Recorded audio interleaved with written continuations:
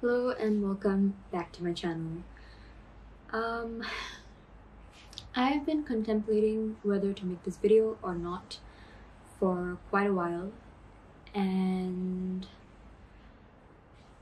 I decided to do it because I think that's an important message that I can give out to people my age, people not my age, and just give some insight to what this virus is and just provide some sort of certainty, because I think in these times all we have is uncertainty. We don't actually know what this virus is. We're learning about it every single day, and the doctors and the frontline medical workers, they're working so hard, and I applaud them for everything that they're doing, and the way they took care of me is something I will never be able to put into words on how grateful I am for that.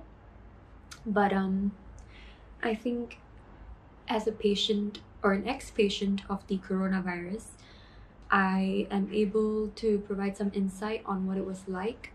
If any of you have questions, because a lot of you actually had questions, and I've answered a lot of them over Instagram DM and as much as I could.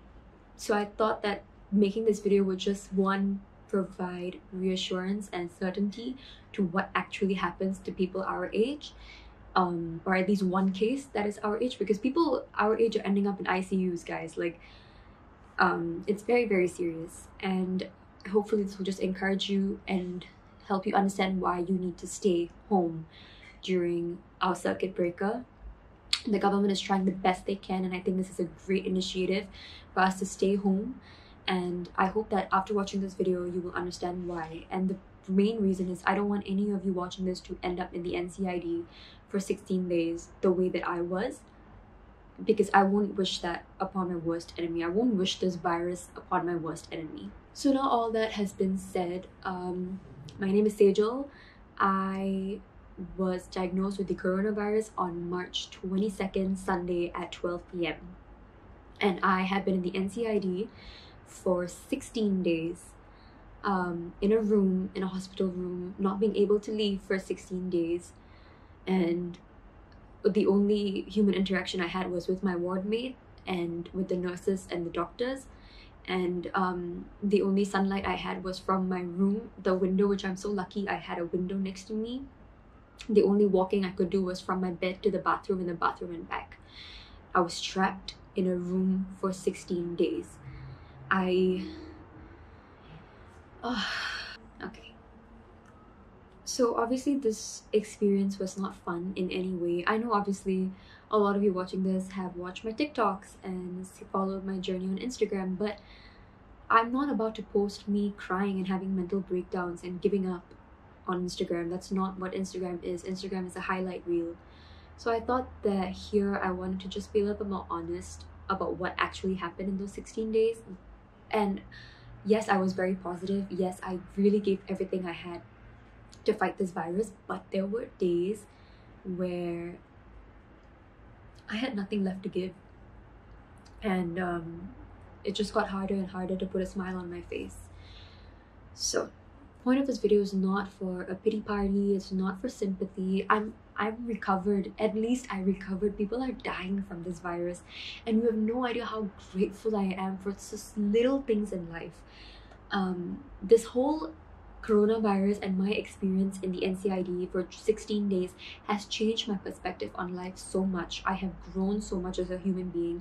I have learned so many valuable lessons, and that is the only point of this video. I want to share those lessons with you, and I want to encourage you to stay home. A lot of shit happened actually, like with the airport, with getting the virus and everything. And I had made a whole video. I was in the hospital, my wardmate had just left, and I made a whole video on what actually happened at the airport. And I lost the footage, which is actually a good thing because I don't really want to rehash any of that.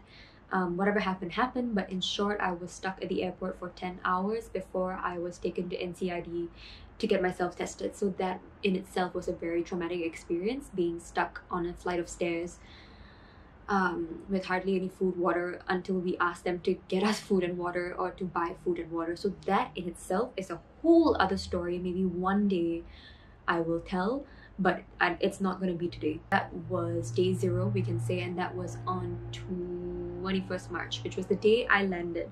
So a lot of you know, you've been following my YouTube journey. I was in Brighton for exchange, and I was supposed to be in exchange till June. I'm supposed to be in Spain right now, but you know what? I am so glad I am back home. And was I glad? The week, you know, we were suddenly had to leave Brighton, pack up our entire existence? No. And that in itself was another whole video that can be on its own, about how, you know, we were recalled from exchange, and the experience, the anxiety of waiting for an email to call us back every day, not knowing what's gonna happen next, and getting ready to like have a conversation with our Airbnb host, the school, and okay, that's a whole other story on its own. So as you know, a lot of stuff has happened in the past like month, and I can make 3 to 4 videos on it, but for today I'm just going to focus on the coronavirus and what happened from when I got tested positive. The way I'm going to do this video is I'm going to take you through day by day what happened, and the way I'm going to do that is I actually have my text messages to my best friends and my parents ready on hand, so that I can kind of unfortunately relive what happened on those days. And the only thing I want you to take out of it is the valuable lesson I learned on some of these days. Day 1 was 22nd March, Sunday. I got a call from the NCID that I was tested positive for coronavirus, and I was going to be sent to NCID, and an ambulance was coming in an hour. I had just woken up. I was extremely jet lagged, and I was in complete shock. I couldn't even register the call. A lot of people ask me, what went on in your mind the minute you got that call? Honestly, I felt like the blood just rushed out of my body. I didn't know what was happening. All I knew was I needed to shower, I needed to eat, and I needed to pack. And I didn't even know what to pack. So it was a mess. That hour was the most stressful hour of my life, because all I remember is I just kept swearing, and I kept like stumbling over suitcases, because all my suitcases from Brighton were here unpacked. My mom and dad were such amazing supports. They did not shed one tear. They just were like, all right, let's do this. You are going to be okay. Let's do this. So they helped me pack. My mom obviously was a superwoman, and she put bark thins for me, chocolate, which lasted like that. Honestly, was my saving grace, my bark thins chocolate through the 16 days. So anyway, around 1 p.m. The ambulance came, and around 1:30 I was in NCID in my ward. A hospital clothes to change into. They told me not to open the clothes in my suitcase because I could only wear the hospital clothes. And yeah, soon after my ward mate came, and she was a really nice girl, and I hope that she's safe as well. So first day, they took my blood pressure, they took my blood, they ran some tests and whatever. So I just want to talk about a bit about my symptoms, what I was experiencing. On the first day, I had fever, mild fever, at least like 37.4, I think. I had a cough, I had a sore throat, I had shortness of breath. So what is shortness of breath? A lot of people ask me this as well. It kind of means like your breath is not satisfying. Like you take a deep breath in, but it doesn't reach your lungs, and it's a very uncomfortable feeling. It is not like anxiety, and it's not like panic attacks. It's different, and I would know. I also started to get a lot of nausea. I started to get diarrhea. I think those were the main symptoms. Then I started to get headaches later on. But yeah, those were the main symptoms I was facing. So yes, I was symptomatic, and I definitely had the virus. So that was day 1, settling in, sort of accepting that the situation was happening to me. And at night, I just wanted to reassure my family and friends that I was doing okay. So I made a TikTok, which is probably the one that all of you must have seen. And in that TikTok, I didn't expect the response that I got. I swear, like, I know this sounds so pretentious, but genuinely, I did not post for attention. I did not expect it to be sent to so many people. I did not expect it to get over 1,000 views on my story. Like, it was insane. All I wanted to do was to just come clean on social media that, hey, I've contracted the virus, and this is what it is, and I'm doing okay, and I'm gonna get through this. I learned on day 1 that the young are not invincible. We're not. I'm 22, turning 23, and I got contracted with the coronavirus. And I think that young people, we shouldn't be so complacent, because I was complacent as well. And then look at me, I ended up in the NCID. I kept saying, oh, if it happens, it happens. If I get it, I get it, like whatever. But I did get it, and I will never, ever, ever wish this upon anyone. So I think we just need to realize that it can happen to us. It can happen to our loved ones. So we need to take responsibility and do what we can to just stay indoors. And I'm sure a lot of people, a lot of politicians have said even more, so I'm not going to say too much on that because we know what to do. I don't want to be preachy. I just don't want this to happen to anyone else. So that's the first thing I learned. The young are not invincible. Day 2 was an overwhelming day because I woke up to like 100 messages in my DMs. It was insane. Like, people I didn't even know were reaching out to me, people that I knew were reaching out to me, and they were sending me such heartwarming messages saying I was so brave and I was so courageous. And even now, thinking about it, I could like cry, but I'm not going to because we're wearing mascara and it's not waterproof. I think those people who send me those messages, like, you realize what that did for me. That put a huge smile on my face, and I knew that there was a bigger purpose why I was going through this. And if I could have given you any positivity in some way to help you through this scary time, I'm so glad. Please know that you did the same thing for me as well. I was replying to messages non-stop. Family was calling, friends were calling, Instagram was blowing up, my TikTok was blowing up, and I didn't even know what was happening. News outlets reached out to me, and that's when the new paper interviewed me, which is probably what you must have seen also, the article, which is what how a lot of people found out as well that I got the coronavirus. So they reached out to me, and he was a very nice guy, also from Wikimui, and I said yes, like sure, I would love to tell my story. Day 3, I learned to not have to say yes to everything. So what I mean by this is that, so the newspaper reached out to me, and after that, obviously Straits Times, CNA, a lot of different people reached out to me. Even like a manager, influencer manager reached out to me, and everyone wanted me to do 10 different things. Everyone wanted me to talk about my story. Everyone wanted me to film myself in NCID. Everyone wanted me to vlog and post this and that, and it just got too much because I was not getting anything out of this. All I was getting was more attention that I didn't want. I didn't want to be this COVID star. Like, this is not something to capitalize on. So what I learned was to be able to say no. And I said no to Straits Times. And as much as I feel really bad, because like I totally understand, I've been on the side. I was a journalist before as well. I know how hard it is to get stories, and it's just a crazy industry. But I knew that I had to put my health first, and I said no. And I'm very glad now that I said no, because I was so overwhelmed at that point in time, and I was just suddenly blowing up, and I didn't want to be the face of COVID. That's not what I wanted. You know, what I wanted was none of this. I didn't want to have the coronavirus. So anyway, day 3, I learned to say no. Fast forward a bit to day 8, because I don't want to go through every single day. I'm just going to kind of go through the highlights of what happened and what I remember.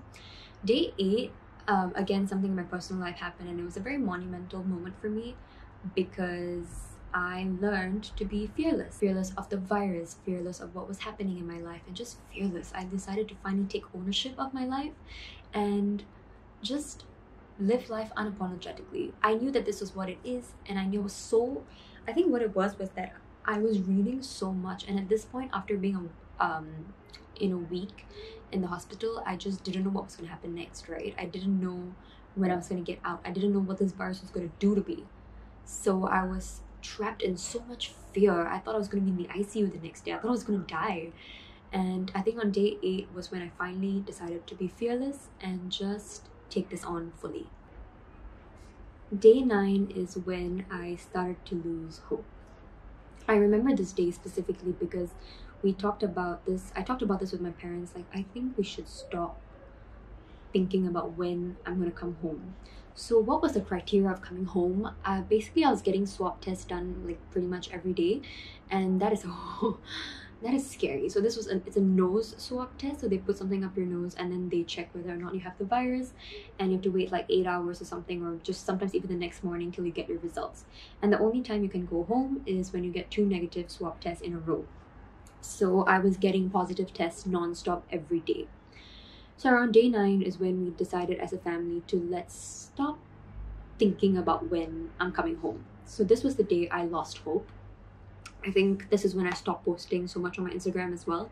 I think day 8 I had posted a couple of TikToks, and then day 9 I just went into the zone where I was like, I may not be going out of here anytime soon. So that was a very, very hard day for me. I don't think I did much in that day. I probably just stayed in bed all day, read a book, but I couldn't get up. I couldn't get out of bed. And that's why I'm very grateful for Farah and Natasha. If you're watching this, they called me. They got on Zoom and they called me immediately, and they helped me get out of bed and helped me get dressed and eat my food, because I wasn't eating. I wasn't doing anything. I couldn't get out of bed. And that was just one of the many days where I was there and I couldn't move and I didn't want to do anything. Day 9 is when I learned to keep your loved ones close, because they're the only ones that are going to help you get through this. I have never felt so loved in my life, and I'm always loved and I'm so grateful for that. But the love I have gotten through this virus from family members abroad, family members here, like my friends, I'm so immensely grateful. So take time to talk to your friends, take time to talk to your loved ones, because that's what I did, and trust me, that was the only thing that kept me going. The fact that my 2 best friends were up and awake, and instead of doing their work, they were on the phone with me and getting me out of bed because they knew I couldn't move. That is friendship. And that is something I'm very, very grateful for, and that is something that I learned to really keep going. Friendship requires effort. You can't just expect friends to do this for you.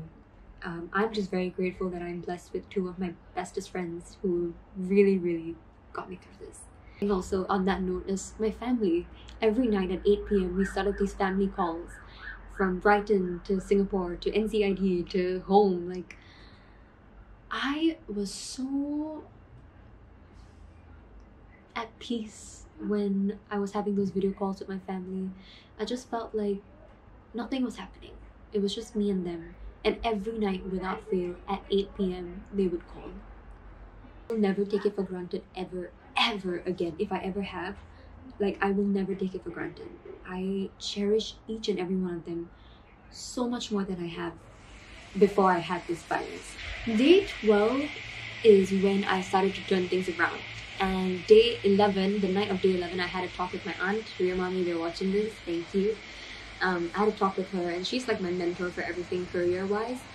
So she had just ignited this passion in me to start looking for internships and start thinking about what I want to do with my life. I mean, I had so much free time. And if you know me personally, to add some context, I've always been a very driven person. I've always been a very ambitious person. I always think about my future, and I'm always getting internships, working super hard, and that's just the way I am. So when I talked to her, I felt like, yeah, I may be stuck here, but it's not going to be forever. I have a life when I get out of here, and I want to make the best out of it. So I started working on my resume on day 12. I think I said, I don't know, I lost count. Day 12, I started working on my resume. I started working on my portfolio again. I started looking at internships and started looking at, okay, where do I want to go? And I started researching other overseas opportunities I could go for. I emailed the school saying, hey, listen, my overseas opportunity was cut short. What other opportunities are there for me? I started moving again, and I started finding passion again. And that is the thing I learned on day 12. Passion drives me like no other. When I felt this fire in me to keep going, that was what kept me going throughout the day. On that note, on day 13, I learned another thing, which was small actions actually mean really big things. Now, I had been really, really in a slump, and I just refused to do any schoolwork because I just thought, you know what, when I come home, I'll do it. But it was starting to be apparent that I don't think I was coming home. So anytime soon, at least. So day 13, I believe, or day 12, day 13, I don't know. I finally decided to move the hospital table. Now, this was just really stupid if you think about it. Like, basically, there's this hospital table that was really high, and for a good number of days I just refused to adjust the height on that thing, because I told myself, no, I'm not going to touch that table, because when I go home, that's when I'll work on a desk. And I touched the table and I adjusted the height, and I moved it, and I sat on a desk and did my work. This was such a small thing, but it meant the world to me, because this showed me that I was accepting things. So there's something else that I learned, that acceptance is key, and we all know that, but it takes a lot of time, and that's okay. I have such hard time adapting to change as it is. For me to accept that I wasn't going home anytime soon was a very, very big thing for me. So I'm very proud of myself for moving the hospital table, making it shorter, and adjusting it for me to do my work, because that showed that I was accepting the situation, and I was just doing whatever I could. Day 13, day 14, that's when things started to get really bad again. I was mentally drained. I was not getting up. I was not getting out of bed again. I think at this point I had really given up, and I started saying things to my friends like, it's really hard to say, but I started saying things like, I have nothing left to give. I have nothing left to give to this virus to fight it. I don't think I'm ever coming home, and this is going to be my life. I'm trapped here forever. So this is what you call cabin fever. You know, you are stuck in a room. I felt claustrophobic. I was getting headaches every night at 9 p.m. for some reason, and I just thought I was never getting out. To feel that sort of hopelessness is something I don't ever wish on anyone. But yeah, I felt that, and I don't know, there was just no light at the end of the tunnel. Again, I leaned on my family, I leaned on my friends for a lot of support, and that was what really got me through those 2 days. And another thing that really happened quite bad on day 14 was a swab test that went wrong. So basically, instead of going up or something, it went to the back of my head, and it was excruciating pain. I had a headache for like 1 hour after that. I feel like it touched my brain or something. I have no idea. And obviously now I'm talking about it very lightly, but in that moment, I think I cried for like an hour after that, because I was so terrified. I was in fear. I was so terrified. What just happened? I felt violated. I just felt like I couldn't move. And yeah, that was a very, very terrifying experience, and I don't want to live through that again. Day 16 comes around, and I get my first call in the morning that the test was negative. I could not believe my ears. I felt like I was floating. I felt like this was a dream. And I was like, okay. And I called my parents, and they screamed, and my mom was praying, and it was insane. But I knew that I had to get one more negative test to come out of the hospital. So that day, day 16, which was yesterday, was the longest day I've ever experienced in NCID, because I just spent hours waiting and waiting and waiting. I was so miserable. Again, towards the end of the day, I lost hope. I was like, all right, I'm not going home, guys. That's the reason they're not calling me. It probably means it's positive and I'm not going home. And I got a call around maybe 7 that the test was negative and that I was ready to be discharged. And I'm going to insert the footage of how I reacted when I found out. No.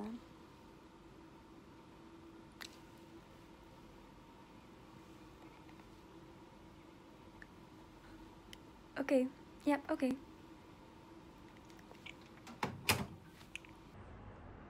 So I found out, and I don't even know what to say. That moment is something I'm never going to forget, because it was freedom. It was courage that I finally conquered this virus in my body after 16 days of being trapped. And it was relief. It was just relief that finally I was going home, and I was so grateful. So when I went home, it was a very, very emotional moment for me. I could barely walk in the first place. I think some of you kind of noticed I lost a lot of weight. Like, I don't really have a lot of muscle in my body right now. So I could barely even walk. I couldn't move. I couldn't speak. I just remember in the car on the way home, I didn't speak to anyone. I didn't speak to my dad. He was driving, and I just put my head out of the window. I closed my eyes and I let the wind just rest on my face. And that simple things like wind is something I took for granted before, but not now, not anymore. So yeah, small things like that I just was so grateful for. And I came home and I looked at my mother, and I couldn't even hug her because I hadn't showered yet, and I just come home from the hospital, and we just stood there meters apart crying and not being able to hug each other. That is what the virus does, people. Like, this is what the virus does. People are not being able to say bye to their loved ones before they die because of this virus. So it was very, very heartbreaking, that moment. So I immediately showered. I hugged my parents, the most I ever have, the tightest hug I could ever give them. Because I didn't know when I was ever going to see them again. And I love them so much. Mom, Papa, if you're watching this, you are my saving graces. You are my rock. Both of you. The amount of strength and persistence you have shown through this to keep me going is something that is unmatched, and I will never ever take for granted. Your strength kept me going, and I love you both so much. I have so much immense respect for you, and congrats to both of you for also getting through this and getting through your quarantine. And yeah, I reached home. I had paneer. I was so happy. I cried when I looked at the bowl of paneer. And I just spent the night with my parents and my family, and I was just laughing, and I was so happy. And today when I woke up, I was in shock. Everyone asked me, how do you feel? How do you feel? I just said I felt like this is not real. I feel like this is not happening. I'm going to wake up and I'm going to be back in the hospital bed. So yeah, it's day 17. I'm home. I have makeup on. I am happy, and I'm safe, and I'm well. I think this is going to be a little bit of a long video, and if you got to the end of this video, thank you for watching. I just want to take this moment to thank certain people in my life for getting me through this. Firstly, again, my mom and dad, thank you. Nat and Farah, thank you. Sushti, Radhika, Rima, thank you for calling and keeping me company. Ria Mami, Deepu Mama, thank you.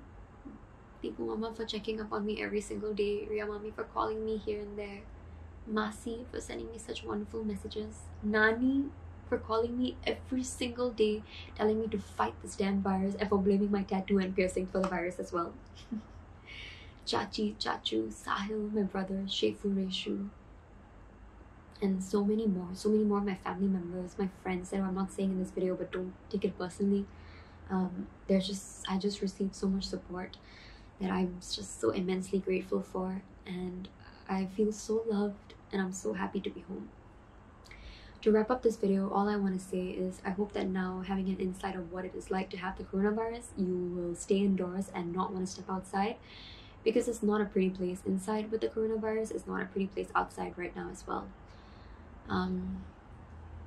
Content will be going back to regular. I have a haul ready to film right about now, so I just needed to get this off my chest before I put any other content up. What it was like to go through the coronavirus. Once again, this is not for attention, this is not for sympathy, this is just for awareness, and I hope that you got something valuable out of this video, some of the life lessons I learned. One life lesson that I want to end this video with is plans change. Plans fucking change. I was supposed to be in the UK till June, and now I'm home, just recovered from the coronavirus. I've always been a very rigid person when it comes to plans. I've always been very strict about my plans, and I used to have things planned out like months and months in advance. And it's okay to live like that, but to a certain extent, because I found it very hard to adapt to change. And these 16 days have given me such a new and fresh perspective in life to not plan so much. I haven't touched my planner in 3 weeks, and that is a very big thing for me. So yeah, I'm just not going to plan so much in life anymore. I'm going to live day by day, and that's what I've been doing, and honestly, I love it. I don't know what's going to happen tomorrow, and that's fine. All I know is that today I'm going to have fun with my family. My brother is coming home from the army. Yeah, I'm just very, very grateful. Okay, so this was a long ass video. I can't believe I actually filmed it, because I just was waiting for the day I'd be home and be able to film this, and the fact that I am is just very overwhelming. I know this video was a little bit of a downer. I hope that you can take something positive out of it, like I said, and you learned something valuable. I'm glad that this chapter of my life is over, and I want to go back to creating such fun content. I have so many ideas of what I want to film. And yeah, so stay tuned to this channel, subscribe if you want more videos, and leave a comment below if you have any questions about the coronavirus. I'd be happy to answer them, or you can drop me a DM on Instagram at SageLikeSex. Follow me on TikTok, because now apparently I'm a TikTok star. I'm joking. Yeah, I love TikTok. It's so much fun. And yeah, stay safe, everyone. Stay isolated, stay safe, and this will be over before we know it if we all do our part. Alright, thank you, and I will see you in my next video.